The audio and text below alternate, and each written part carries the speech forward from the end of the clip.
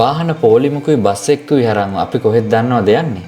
අද අපි යනවා අපේ රළුමැණික් හඳුනා ගැනීම පාඨමාලාව කරපු දරුවන්ට ප්‍රායෝගික දින දෙකක වැඩමුළුවකට. මේකෙදී අපි පතලක් කරන විදිය, ගල් හඳුනා ගන්න විදිය සහ පොලකට යන එක කතා කරනවා.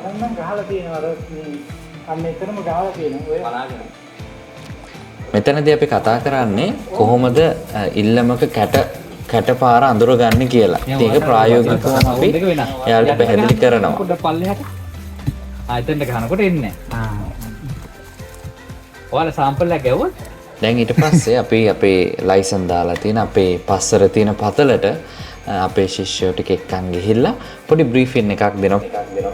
එතකොට මෙතන අපේ 25 දෙනෙක් අපේ ෆීල්ඩ් විසිට් එකට සහභාගී වුණා. 25ක් තම උපරිම අපි ගන්න එක ෆීල්ඩ් විසිට් එකකට. මෙතනදී අපි වැඩ දෙකක් කරන එකක් තමයි පතලක වැඩ කටයුතු වෙන විදිහ සහ පතලක එක්ස්පීරියන්ස් එක යාලට වැඩ කරලම බලන්න අවස්ථාව අපි ලබා දෙනවා. ඒත් එක්කම අනිත් වැඩ කාර්යය තමයි අපි ගල් හඳුනා ගැනීම පිළිබඳ ප්‍රායෝගිකව අපි දැන් ඉගෙන ගත්ත කාරණා ප්‍රායෝගිකව කොහොමද යෙදෙන්නේ කියන එක ගැන වෙනම අපි කතා කරනවා. ඉතින් අපි පතල එක තැනක ටේබල් එකක් පුටු දාලා ගල් හඳුනා ගැනීමට සාම්පල්ස් දීලා යාලත් එක්ක ඒක සාකච්ඡා කරනවා. ඒතර මේ තියෙන්නේ ඔය අවස්ථාව. ඉතින් ගොඩක් දේවල් අපි ඔන්ලයින් දැන් මේ පාඨමාලාව ඔන්ලයින් විතරක් තියෙනවා කියලා හිතන්නේ නැහැ. මේක ඔන්ලයින් විතරක් නෙවෙයි. මේකේ ෆිසිකල් පාර්ට් එකකුත් තියෙනවා.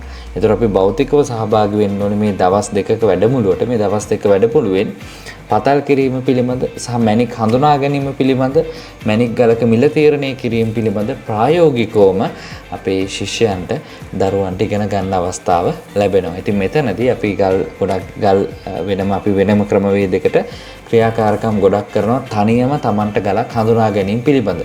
මොකද මේක ඉවර වෙලා දෙවෙනි දවසේ අපි පොලකට යනවා. ලංකාවේ තියෙන විශාලතම පොලකට. එතකොට එතනට ගිහිල්ලා ගලක් හඳුනා ගැනීම බැරි වුණොත් අපිට ඒක කරගන්න බැරි වෙනවා. ඒක නිසා අපි ලොකු බ්‍රීෆින් එකක් අපි ඉගෙන ගත දේවල් ටික නැවත මතක් කරලා තවදුරටත් මේක ප්‍රායෝගිකව කොහොමද ගලක් හඳුනා ගන්න කියන එක සහ කොහොමද හරි වටිනාකමින් ඉහළ ගලක් ලබා ගන්න කොහොමද කියන එක අපි මෙතනදී ප්‍රායෝගිකව කියලා දෙනවා. ඒත් එක්කම ගලකට කොහොමද අපි මිල තීරණය කරන්න කියන එක වගේ දේවල්, ගලක බර බේරෙන විදිහ, ඒ කියන්නේ ගලක් අපි රෆ් ගලකින් කොහොමද රෆ් ගලක් කොහොමද බර බේරෙන්නේ කියන එක ගැන එහෙම අපි ප්‍රායෝගිකව මෙතනදී සාකච්ඡා කරනවා.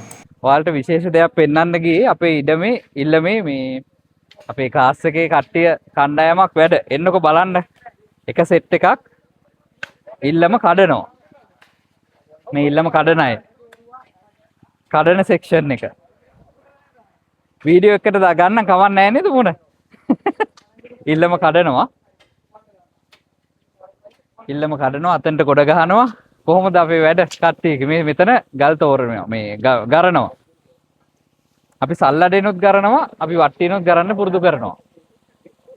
තව සෙට් එකක් අපේ අතන ගල් අතන අර කැට තෝරන එක සල්ලඩෙන් තමයි අපි කරන්නේ. ඕකේ ලේයර්ස් දෙකක් තියෙනවා. ඒතොර කාට හරි මේකට ආවොත් තනියෙන් හරි ගෙදර තියෙන ඉල්ලමක් හරි ගොඩ ඉල්ලමක් නම් කරගන්න පුළුවන්. ඕක ඔයා මොනවද? මයිකා. මේවා මේ මෙයාලා නම් කියන්නේ මේ මොනවද මේ මිනිරන්නේ? මිනිරන් කියන්නේ. මේ වැඩි තපන් දෙපා.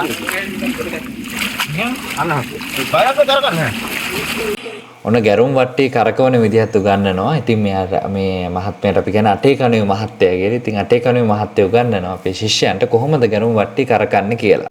ඒත් එක්කම ප්‍රයිමරි ඩිපොසිට් එකක්, සෙකන්ඩරි ඩිපොසිට් එකක් කොහොමද අපි මේ වගේ දෙයක් අඳුරගන්නේ? මොන වගේ ඉල්ලමක්ද, ඉල්ලම් වර්ග මොනවද කියන එකත් අපි මේකෙදි සාකච්ඡා කරනවා. මම හිතන්නේ මේ වගේ ප්‍රෝග්‍රෑම් එකක් ලංකාවේ කොහෙවත් දැනට වුණා කියලා මම හිතන්නේ නැහැ. ඊට පස්සේ අපි හොටෙල් එකට ඇවිල්ලා හොටෙල් එකේ ඩිනර් එකෙන් පස්සේ මැණික් පොලක හැසිරිය යුතු ආකාරය ගැන බ්‍රීෆින් එකක්.